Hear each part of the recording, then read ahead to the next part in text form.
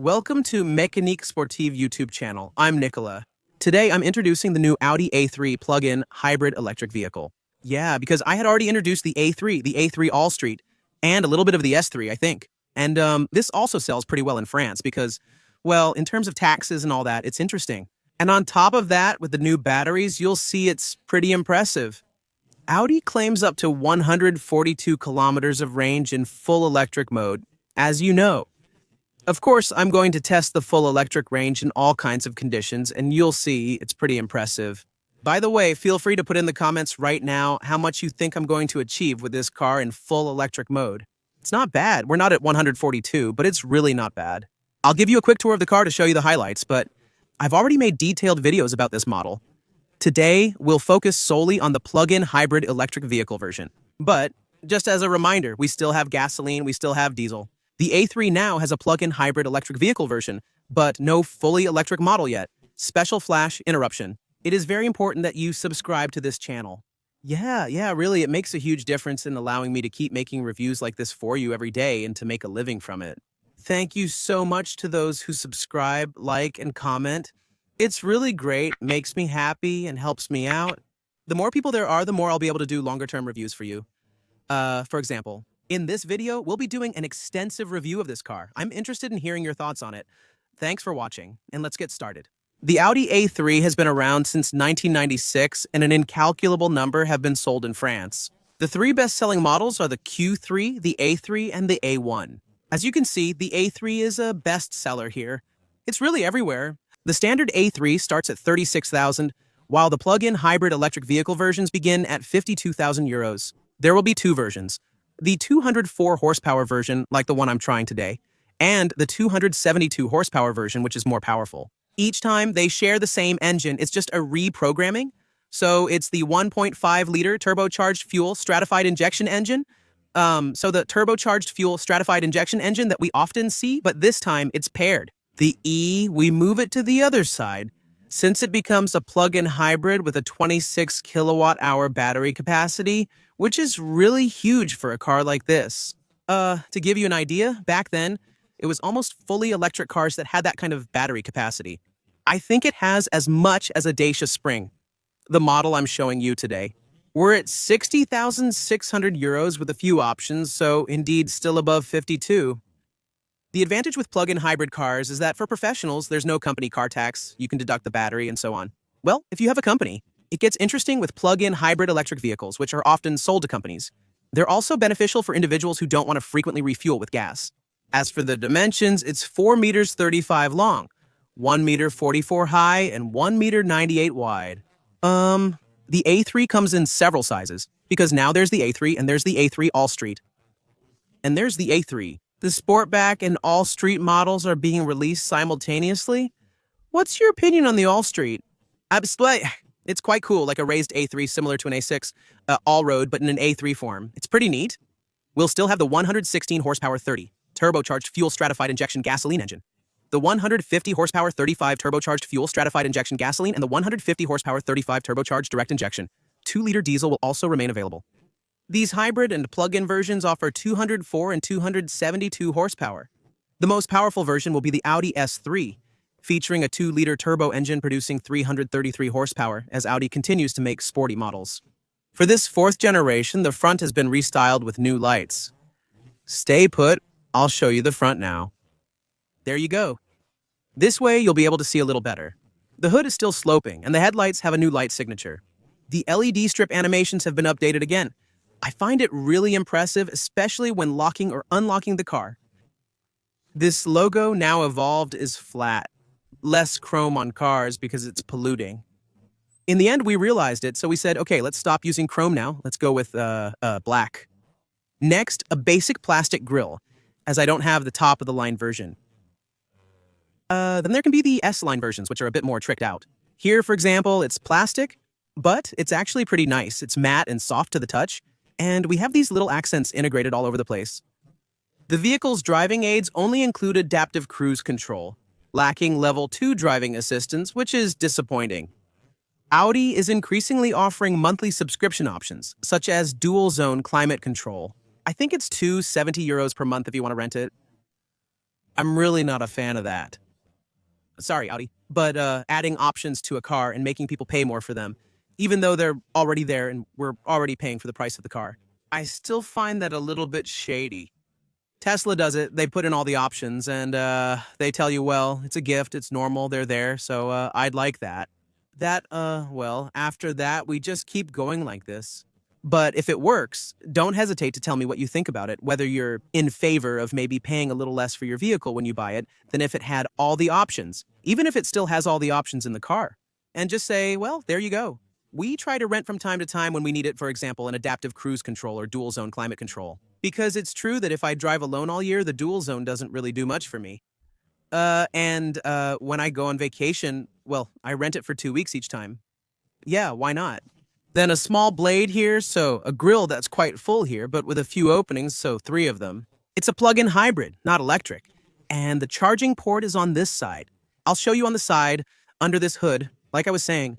Actually, we either have a 1.5-liter gasoline engine, a 2-liter gasoline engine, or a 2-liter turbocharged direct injection engine. Each time it's paired with either a mild hybrid or full hybrid system like today. So since we were talking about charging on this side, I find my flap to go and charge this huge battery. And we have from 11 up to 50 kilowatts of charging. That's pretty good. Cars are becoming more and more high-end with bigger and bigger batteries and record-breaking ranges. 142 kilometers, I think that's possible under certain conditions. That's really interesting, and being able to charge at 50, well, that's great. Because in half an hour, I could charge my battery to 100%. Let's say I'm in the city, there are more and more fast chargers. I'll go shopping for about half an hour, then I recharge, and I'm off again. For more than 100 kilometers anyway, that's the plan. More than 100 kilometers and 100% electric. And that's pretty good, because with gas, well, you really will use it infrequently, mainly for extended weekend or vacation trips. But evidently during the week, that's over and filling up at the gas station. Then, on the side, no major changes. Still the little blade there on the side, which is quite nice. This gray looks classy with subtle green highlights that vary depending on the conditions. This is the Audi with turbocharged fuel stratified injection. Turbocharged fuel stratified injection engine. To remind you, it's more noticeable at the back, written directly on the pillar. And this Sportback trim, so feel free to tell me what you prefer, the Sportback trims or the standard trims. Or with the trunk sometimes, for example, the RS3 with the trunk. Yeah, honestly, I'm 1,000 times more of a fan of this one. All right, let's get a quick 3/4 rear view. It's nice, I really like that. The long spoiler here on this rear, I like it. For me, the nicest Audis are versions like this, such as the RS6 wagon. I find them so much more appealing. Well, that's just my personal opinion. It's like SUVs. I prefer real SUVs over coupe SUVs, but full rear. We still have lights here. In LED, of course, right? 100% LED on these cars nowadays. The gas cap shows me almost 700 kilometers of range, with a full tank. That's actually pretty good. So in total, that would mean we could do 800, 850, depending on the driving conditions. Of course, windows with the wiper, the logos that now look like the ones from before. So these lights, of course, turn signals, sequential, and so on. Backup camera here, the A3 marked in black over there. After painting, only a small plastic part remains inside the rear bumper. There are still some little commas that seem to be quite noticeable. I just thought, well, polished, it's nice. The added style gives it a sportier look, almost resembling an S3, which has become more subtle in appearance. Actually, you have the power, but it's kind of a sleeper where people don't notice that you have a lot of power. But that can be interesting for driving on the road, more discreet. Then again, there are people who like extravagance. But for that, there are still other cars that are really nice. The trunk, hold on. I still don't have the trunk volume like last time. I'll check now if there's any signal. Trunk volume Audi A3, turbocharged fuel, stratified injection E. 2025. Okay, I got it. 280 liters of cargo here and 40 liters of gas in the tank. So 280 liters below the floor. Here, unfortunately, we don't have any more storage because the gas tank is now here. The batteries are now under the seats, but we have a very large battery with excellent range. But 280 liters for this kind of vehicle, I think that's enough. Also feel free to let me know what you think about it. So there are still 2 charging cables here, one for home and one for the street. Plus my own bag, and look, there you go, it fits. So actually, for big strollers and all that, It might be a little more complicated, but honestly, I think for daily life, it should be enough. This side features a 12-5 socket hooks, a hidden LED, a 40/20/40 folding bench seat, and top tether and ISOFIX mounts. There's just a hard shelf here and the warning triangle that's hidden up there. Anyway, let's check out the interior. So, in the back seats, rear door, there's something a bit designed, but it's pretty simple. Hard plastic on the top and on the bottom. We've got a sound system, actually a pretty good quality one, with a bit of design to it. And right here, there's a slightly padded armrest. I get in, I settle into these seats here in fabric, and to be honest, fabric suits me just fine. It doesn't bother me. All right, so I raise my headrest at head level. What's nice is that they've made a good indentation. At 6 feet tall, I find it spacious here. I've got enough room for my knees with the front seat adjusted. It's quite comfortable for me, with ample foot space and a nice footwell. However, there's a large central tunnel here. Since it comes in the S3 version and the S3 is all-wheel drive, they always keep the same chassis, the same base. Honestly, it's good. Everyone has handles. We have LEDs on the ceiling, nets directly in the back.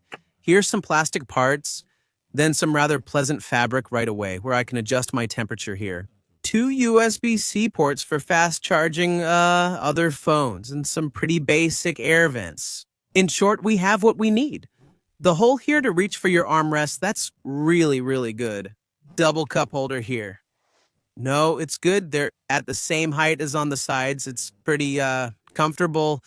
Even the armrest is a little padded. It's not bad. I still have space to rest my arm by myself, which is good.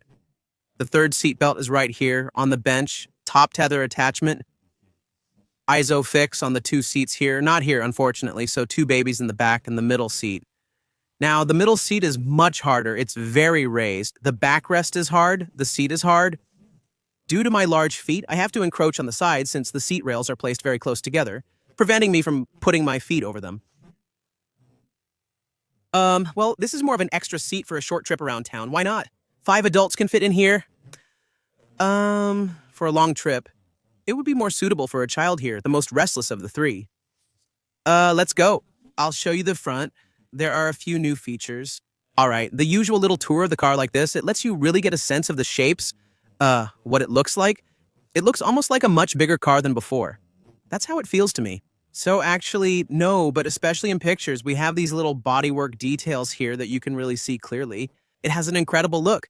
For me, it's especially the front that I love. This side, now it looks really aggressive. Wow. And yeah, it's still futuristic, modern, everything you want all at once in a compact size, which is starting to become rare. There you go. That's what we bought. Right here. So the door in the front is like the one in the back. You can see we're just slightly off from where it is. No, yeah, we're on something hard here. Yeah, same. It's hard here too. At the bottom, the door pockets are pretty simple with the lever to open the fuel cap and for the trunk. Here are the controls for the windows and the mirrors. Seat memory here with 2 positions, vehicle locking, and the handle to open. With this style like this, it's pretty nice. The seats look like this, so we have the electric adjustments. The pedals are pretty simple. 2 pedals since it's a hybrid car. On this side, there's still the convenient little storage compartment. I might have liked a bit of carpeting here inside, like some brands do. The fabric seats are great though because they have really, really good lateral support and are quite comfortable. Let's get inside. I'm moving back and it's already started. The lights look nice. I'm moving my seat back as far as it goes. Germans are tall, so their car seats can be adjusted very far back to accommodate their height. I can't reach the pedals anymore, the steering wheel, so we have this style with leather. It's very soft, it's nice. On this side, it's still the same thing. You can scroll like this, there you go, to see the fuel consumption, fatigue status, road signs, and so on. On this side, you can still switch between all the changeable views depending on your preference. I like this one or that one. It's great that we can have our information here. I've already used up 100% of the battery. I started with 100%, and my goal is to bring it down to 0. I've already done that. I've had the car for 2 days. We're going on a very long trip to Mont Saint-Michel without any battery. All right, we accept everything. So yeah, these are the kind of annoying things every time when it connects. So yeah, that's it. We know with Audi, well, what's good is that no matter the car now, it's pretty much the same thing in all Audis. These things here, it's a streamlined system. It works well. We have the settings, navigation, and so on. CarPlay, Android Auto with wireless connectivity, global positioning system, and Alexa are all included, providing everything we need. The best part is that the air conditioning still uses physical buttons. I want physical buttons for louder, quieter, warmer, cooler, echo, max, and other audio settings. And with that, it lets me control all the air conditioning. Thank you, Audi, for always doing it this way. The drive select here, which still gives us our efficiency, comfort, auto, dynamic, and customizable menus. Deactivate the SP, the 5 mode that I can customize here. Do I want it in auto or to drive in 100% electric? When I have battery, I can tell it, you force yourself to run on electric. The hazard lights, the rear view camera that I can activate here, automatic parking, and the shortcuts for driving aids, for example. Deactivating the overspeed alert, or I can customize it directly on the button here. We have 2 USB ports, they're right here with a wireless charger. In addition to starting the car, I can adjust the volume like this by turning or also on the steering wheel, change the music and the mute button. Parking drive, I pull like this, reverse this way, and parking is right here. It's always the car, it always looks like Audi. We know the sliding compartment here. There we go, right here. They're nice. Philippe, thanks for leaving the cables. Right here. Double cup holder, a place where if you want to put your key, small cigarette lighter socket, but there's no cigarette lighter. I think that must be a package they make you pay extra for as well. And the parking brake is right here. The steering wheel that I wanted to show quickly, so favorite button, volume here, voice command, plus phone pickup on this side, change the menus, etc. The views and scrolling through the information. I also have today a nice high head-up display, which is convenient when driving on the road. On this side are the lights. It's best to leave them on auto mode all the time. Here it's for the driving aids. It deactivates lane departure, the turn signals, and so on. And then the adaptive cruise control, which is right here. As I was saying, I don't have fully assisted driving. Air vents are on each side of the steering wheel. This setup provides each person with their own dedicated cockpit space, as evident here. This one is oriented toward me, and then on his side, he has this part oriented toward him. You can see like this, you can really see that the pilot is the one who is privileged. You bought the car, you're in charge. The frameless rearview mirror needs a few minor adjustments. So especially the lighting right here, the button here and the glass roof, so a small sunroof. Then here, a nice white LED sliding mirror there. And the glove box, it's big. By the way, here's the information sheet for those who are interested. So 60,600 euros, that's the price of this vehicle. 52,800 as the base price, the technical specifications you have there, and the options here. So they say S interior with Audi Sport exclusive seat, but not available in France. So maybe we don't have that here, and that's it. The information. To get an idea, you can take a screenshot if you want. Let's proceed. We're going to start again from where I take this car in Paris to drain the battery. Then heading a bit towards Ile-de-France for a shoot, and then heading to Mont Saint-Michel to test hybrid mode performance when the battery is depleted. Because there aren't that many journalists who actually do it on long trips. Let's board this A3 plug-in hybrid electric vehicle, which claims to have a range of over 100 kilometers up to 142 or 146 kilometers, which is quite remarkable. Anyway, drive. The display shows a range of 105 kilometers in full electric mode. I've activated the electric vehicle mode, instructing it to drive solely on electric power. Let's go. So right now I'm in Paris, not far from Les Invalides, and I'm starting off in full electric mode. As usual, in electric mode, there are no vibrations or noise. It's still very pleasant. There's a slight whistling sound, which I can hear like this very faintly. All right, now it's really to the left.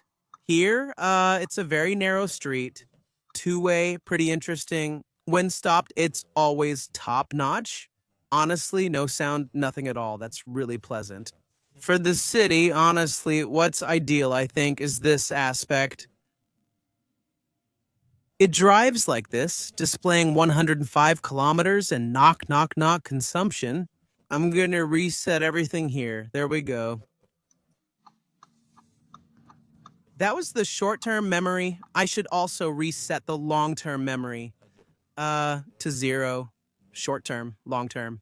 There we go. It had 0.6 kilometers. We could have left it, honestly, but this way, it really starts from my own departure, with the consumption, usage, and so on. The air conditioning is off, so what I'm gonna do, of course, is turn it back on. 21 degrees. And as usual, I like it to blow very gently. I want to drive. So I think an electric car still makes a little more noise. You can hear a bit of the mechanics, bit of noise, the sound of the wheels. Here, I'm in the city. We have fairly simple windows, which let in a lot of noise. On the other hand, around here, we're in Paris. There's a subway just above. There's someone who must be blowing leaves right next to us, and there must be some construction work going on. It's still pleasant. The fabric seats have exceptional support. I have to admit, I'm not always a big fan of leather. I prefer fabric because you get better grip, and in winter, it's not cold like leather, glass roof. It's still a nice little extra, so there, we just flip it ourselves. And then what I'm really interested in is the actual range. We'll be able to do it. On cobblestones, it's super comfortable. I could hear the noise, but I felt almost no vibration in the car. And now, especially, I'm about to drive a lot of kilometers. The plan is to head south towards my place near Orly, then go up to Mont Saint-Michel and do some sightseeing. Also to see how much a plug-in hybrid consumes when the battery is depleted, even though the goal is to recharge as much as possible. But since I'll be driving on the highway and all, on the highway, it consumes a lot in electric mode. But it can still be interesting to recharge. It's always a benefit rather than using gasoline. But my goal is to empty this battery first as soon as it's empty. We drive in hybrid mode to see its consumption on long trips, which we take occasionally. But otherwise, clearly, to recharge this car, you'll use 0 all year, except when you take long trips. Since 142 kilometers is what's advertised, well, it's rare that we actually get that. I think we'll easily manage a good 100 kilometers. My goal is to give you a mix. We'll do some 90, some 110 with national, departmental, and city driving. And after that, I have some studios. I have to go to a studio shoot this afternoon. And that's some top secret stuff that you'll see in a few weeks, because often we get to see things in the studio beforehand. We're not allowed to talk to you about it for weeks, sometimes even months beforehand. It's pretty interesting. There's always that little sound, kind of electric, of regeneration and so on. With the engines, it feels like you can hear the electricity moving. Well, yes, but sir, no, but we go on the right. And there you go. While I hear overtaking, watch out. The bikes, watch out for the bikes. So something pretty interesting because I turned on the air conditioning earlier, and I saw that my range dropped by a lot. Now, for example, I just turned the air conditioning off again. It shows me 100 kilometers of range. If I turn it back on, I go down to 92 kilometers of range, which is still a difference. 8 kilometers out of 100, that's still 8%. But I leave the air conditioning on 21 degrees in my cabin. What about acceleration? Let's see in the city. If it's responsive, the light turns green, it's more than enough. Actually, I took off faster than everyone else. It's pretty responsive. It's electric. So at the start, it almost feels like it doesn't really take off like an electric car at the beginning. Really from 0 to rolling speed, because you feel like there's still the engine, the gearbox, all that working together. But it's more than enough. All right, I'm getting onto the Paris Ring Road, often the favorite place for people who live in the Île-de-France region. Plus, with those wonderful speed cameras that are everywhere now. Plus with carpooling, plus the speed, plus this, plus that. That's it. There you go. So that's why, for me, what I really like about this kind of place is this. Cruise control at 50 kilometers per hour, adaptive cruise control.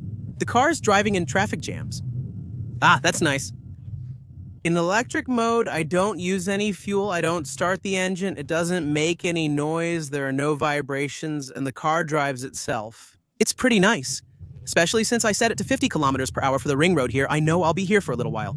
It's still a real advantage. Almost all cars do that nowadays. Adaptive speed limiter, especially in these ranges, it's pretty much become essential. Some brands even offer it as standard, right from the start. And clearly it makes a difference, but here, for example, well, it's great. Here we are hitting 50 kilometers per hour. Wow, the Paris region is amazing. Every time, you really have to go out of your way just to reach 50 kilometers per hour. At 50 kilometers per hour. Very pleasant, still no noise. Oh, thank you. Here, we're really in a pretty standard version. We don't have the highest end version for once, so I don't have everything. It's been a long time since we left one. I don't have all the ambient lighting and so on. So I'm in a slightly more traditional trim that you might have if you're, for example, in a company car. It's actually pretty good to be able to test a car that's more like what most people drive, instead of always the ones with all the options. All right, I have 89 kilometers of range left. And honestly, since earlier, I've driven 6.3 kilometers. And the range has barely gone down, so that's pretty interesting. We're still in a 50 zone. It's going to go uphill. Next, we're going to be on a long stretch of 90. And then it'll be 110. Quite a bit of 110, then 130. Then I'll be around Fontainebleau. We'll see how the consumption looks at that point. And I'll tell you, when I'm at 50%, how many kilometers I've done. All right, let's go up to 90. Even if I have to accelerate myself, it's working fine. Accelerating too hard will restart the combustion engine while in electric mode, so be aware of this to avoid surprise. The combustion engine restarts. Because if you need power instantly, it will be there to help you.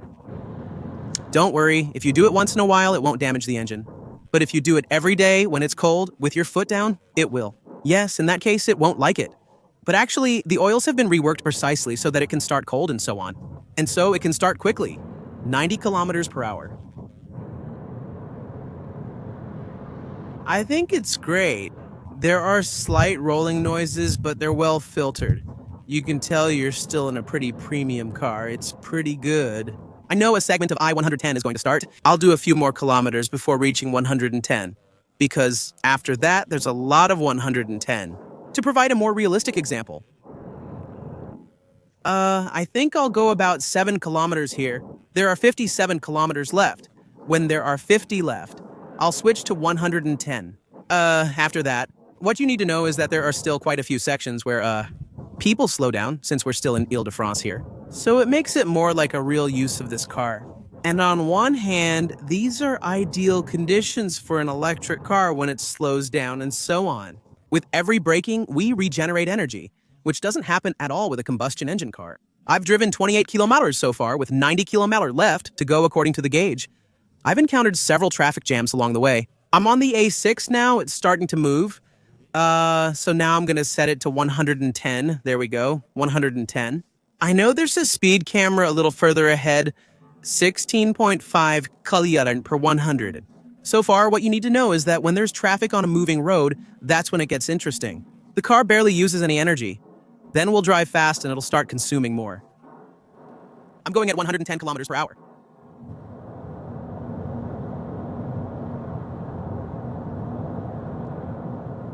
Still no engine noise or anything. We're still running on electric, huh? The sound of the wind, you can tell we're driving at 110 kilometers per hour. Sometimes you hear a whooshing sound. It's so light. It's so well soundproofed against wind noise. Honestly, what's really great here, and it's pretty rare, is that I have the real-time electric consumption on a plug-in hybrid vehicle. I've never seen that before. So right now, I have an average of 17.2, and I see that I'm between 18 and 20 most of the time. So now it's going up a little bit, but it's really cool to have the snapshot. At 110, here, it's going up a bit. It's straight ahead and same thing, about 17 years. And honestly, it's great to be able to see it. So for now, I did hop. I'm going back down to 42 kilometers. There are still 70 kilometers showing. What I do is immediately go up to 130 kilometers per hour because now I've got some room. I'm getting off in 7 kilometers. And after that, there will still be this part to do again. 7 or 8 kilometers at 130 kilometers per hour going the other way. Right now, I must be at about 60% battery left. On the other hand, driving at 130 kilometers per hour consumes a significant amount of electricity. And so I'm going to try to check the consumption now. And still, it's okay. It seems to be doing pretty well. So right now, I'm on a slight downhill slope. I'm at 21 kilowatt hours per 100 kilometers in real time. Right now, I'm on a slight downhill, which obviously benefits the car. On the other hand, I'm now on a slight uphill. I'm currently at about 26 kilowatt hours per 100 kilometers. So you can really see the difference between 100, 110, and 130. And there you go. I'm at 50% battery with, let's say, 53 kilometers done, averaging 17.7 kilowatt hours per 100 kilometers, which is pretty interesting. Honestly, that's not bad considering I really did a mix of driving. This means we could travel over 100 kilometers in these conditions. So now I'm getting onto my little roads, which are very, very rough, where I often do my comfort tests. It's so beautiful, the rapeseed like that there. It's really yellow. I love it. It looks amazing every time.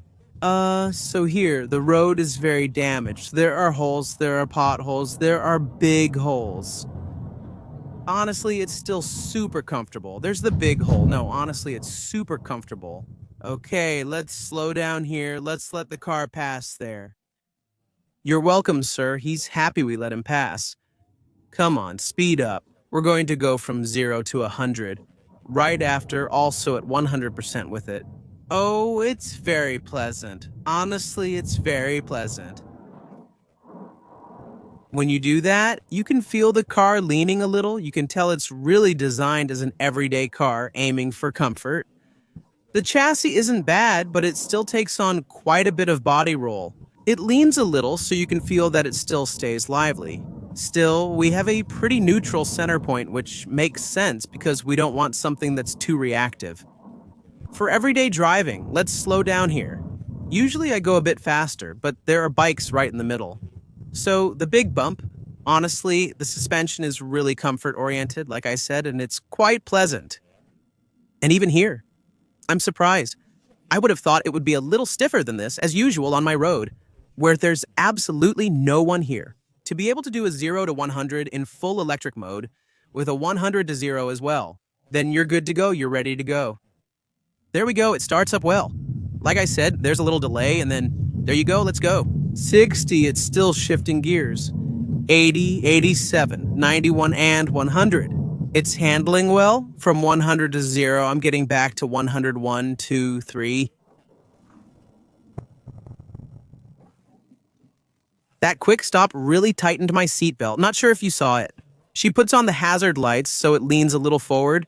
It brakes well. It stays very straight. The drop is perfect. Heavy braking. As we saw, it still dips a little. It's reassuring. The seatbelt holds you well, even when stopped. It tightens you up as a warning and holds you tight during heavy braking. Tightening again, just in case. Someone just hit you from behind during heavy braking like that. For your safety, that's actually pretty good. I like that. So, yeah, honestly, it's really good. Now, let's observe its dynamic performance, like this car on very winding, narrow roads. All right, here we go. I'm getting comfortable. The seats, in any case, hold you really well, but the steering is nice. It's still pretty light. It's going pretty well here. Even where it's bumpy, it hops a bit. The suspension does its job really well, so in terms of comfort, I have to admit it's top-notch. It holds the road pretty well, considering these are tires made to consume as little as possible, since it's a plug-in hybrid. It understeers very, very slightly. If you drive normally, if I give it little nudges like this, the electronics do their job really well. It holds the road nicely, it leans a little, there's a bit of body roll, but honestly, it's not a problem. On the dynamic side, there's a really big curve here. Yeah, it holds really well. Actually, the electronic stability program perfectly rebalances the car so I can keep my trajectory exactly as it should be. Well, it's just good, that's it. It's comfortable. It drives pretty fast. It doesn't make you want to drive faster. More than that, because it's not sporty. There's no noise, especially in electric mode like this. I honestly find it really pleasant. Honestly, that makes it a really good everyday car. And its bosses are good. It's been, it's going to be over an hour soon that I've been on board, and, I feel good. The sound system is good. It's just a good car, and I still haven't used a single drop of gas. So I have 1 kilometer of range left, in full electric mode, so I've been driving in full electric this whole time, and that's honestly really comfortable. Over the last 30 kilometers, I haven't gone over 90 kilometers per hour to keep it kind of mixed. It was a bit of smooth driving, and now I'm really on the last kilometer. Okay, I'll speed up a little, because my meal is just there on the left. At the next roundabout, so I'm going to drive a bit, but what do you think? But how many kilometers did I actually cover? 100% electric. It showed, if I'm not mistaken at the start, 105 on a mixed station, right? It basically takes into account the values from previous users and their way of driving at the time. There we go. Engine started at 117.5 kilometers. Wow, not bad. 117.5 kilometers of mixed driving, and the engine just started. So, to be honest with you, it started in a very discreet way, barely at 1,500 revolutions per minute. Just like when you start a car, I'm in drive. Honestly, at a steady speed, the engine started up imperceptibly.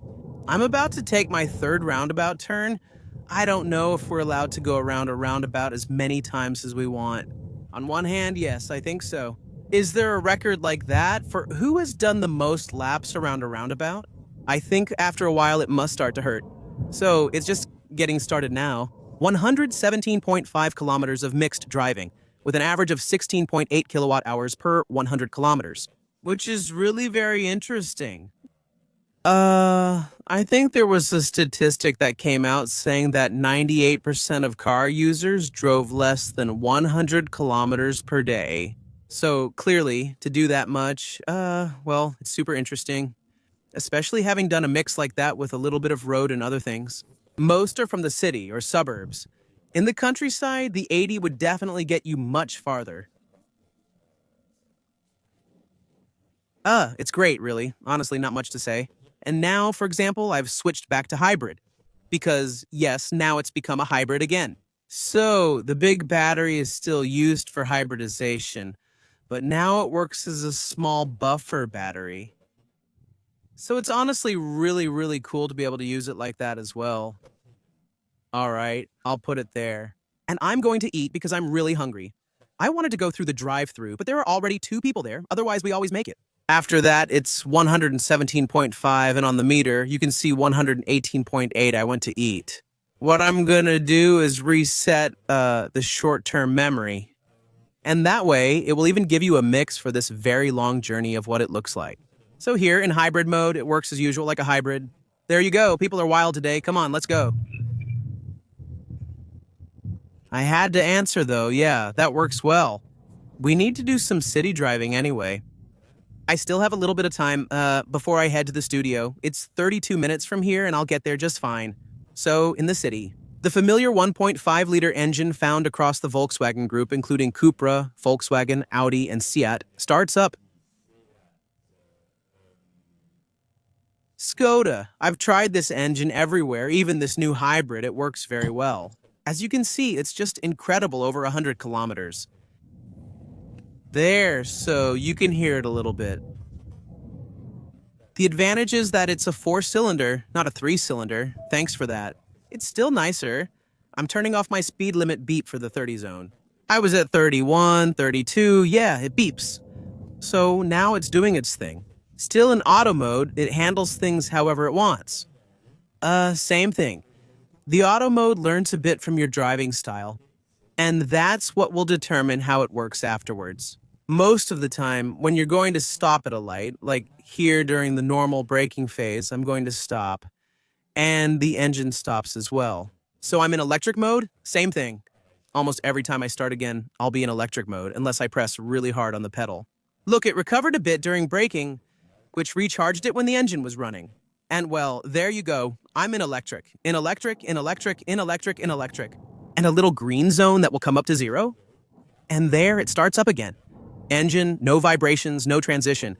It starts instantly. It picks up the right pace perfectly. And we're good. I can let go. By anticipating, we have a kind of regulator, a bit predictive. The town senses my arrival and can interpret the signs. It's aware when I approach a roundabout, which is frequent. It's quite good, especially with the new Travel Assist version 2.0 or 2.5. I think now it works even better. There, it started up again in a flash. I admit that it makes it a good hybrid. What I want to see next is mainly the fuel consumption we'll have when we actually drive. That's when it's going to get really interesting. No, so I didn't reset the long term, I reset the short term to see the actual consumption, to see what it's going to show. On a mixed route, knowing that in the city, it's going to work a bit like a hybrid. Now, let's get right onto something faster. Or actually, sometimes the combustion engine can be more interesting. There are some cars like that, that work well, or make it so that the combustion engine runs on the highway. All right, I'm accelerating hard. I'm already at 110. Honestly, it's really nice. I'm going to set the cruise control to 110. So what's funny with the cruise control is that it goes from 55 up to 80 and above 80. They go up by tens, which is pretty convenient, because in the end it seems that in the city or on country roads, you can drive from 55. It's quite interesting. What I'm going to do is even set it back to 90 to make a little run. 90. For example, I just slowed down a little so it braked, cut the engine, and switched to hybrid. And now I'm in electric mode. There you go. Now I'm still in electric mode. Electric, electric, electric, electric. Braking phase. As mentioned, it now becomes a genuine hybrid. I'm waiting for them to restart the engine anyway, to give you an idea of what revolutions per minute we're at. And does it make any noise or not, But now he switched back to electric. As you saw, we really didn't drive much, You stopped. I was in front of Kentucky Fried Chicken. I left Kentucky Fried Chicken, picked you up again, and, still on electric. Whenever you're ready, It's good to save money, but I have a job where I need to explain to people what your speed and revolutions per minute are. Still on electric, damn. It recharged surprisingly fast and significantly, which was impressive and exceeded my expectations. Ah, there it is. It switched back. Wow, it took almost 2 kilometers before it switched back to electric. So at 90, I'm a little bit below 2,000 revolutions per minute. The engine at a steady speed is very quiet. Honestly, I can barely hear it. Anyway, here on this asphalt, I can't hear it at all. That's pretty good. What we're going to do right now is go up to 110. It didn't shift gears since we have the electric power there. What's good is that the electric torque means you don't have to downshift, since the electric motor helps the combustion engine at the same time. And that also leads to much more moderate real energy consumption when you need to accelerate again. That's good since it doesn't rev up as much, making less noise. So for me, hybrid is still 100% a winner. I have 27 kilometers left to go. Most of it will be at 110 now. I'll give you the stats and the time to get back in tonight and so on. After the filming, I'll give you a quick update and then we'll head back toward Mont Saint-Michel and I'll really give you the full highway consumption figures. I'll also give you a quick update once I've done some mixed city driving and so on. Because tomorrow, I have to go to the Top Gear premiere in Paris, at the Grand Rex as well. The producer invited me and I'll get to see everyone there. It should be an awesome evening. After that, heading to Saint-Michel. I've never been there, looking forward to it, hoping it's beautiful. I've done 36.1 kilometers at 86 meters, 118, with an average of 4.3, which is quite good. I'll continue later and update you. Anyway, it's just to do a quick debrief, and I'm almost late for the shoot. See you soon.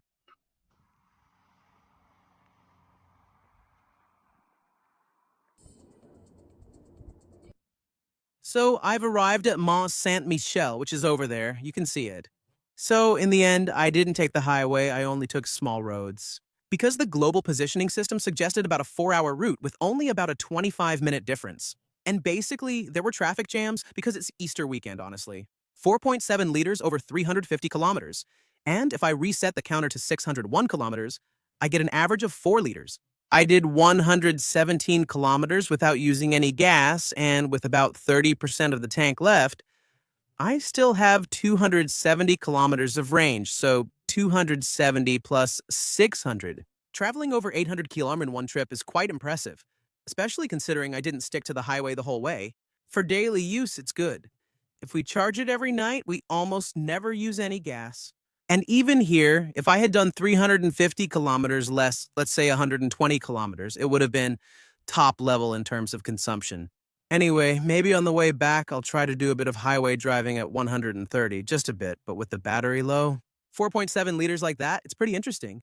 Anyway, come on, I'll show you a couple of shots over there.